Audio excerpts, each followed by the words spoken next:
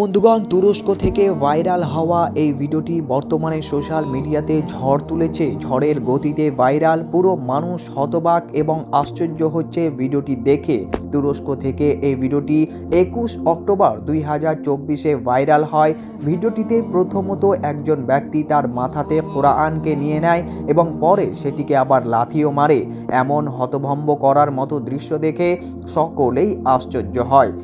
এই মালউন ব্যক্তির এমন দৃশ্য দেখে সকলেই আশ্চর্য হচ্ছে। কোরআনুল কারীমের এই ভিডিওটি বর্তমানে সোশ্যাল মিডিয়াতে ঝড় তুলছে, তুমুল ভাইরাল হচ্ছে। সকলেই মানুষ এই ভিডিওটিকে দেখছে এবং শেয়ার করছে।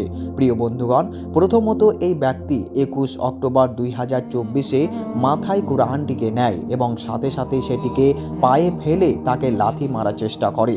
এটি দেখে সেখানে সকলেই দেখে, কিন্তু তাকে বাধা দেওয়ার মতো কেউ এগিয়ে যায় না এবং তাকে বাধা প্রদানও করে না।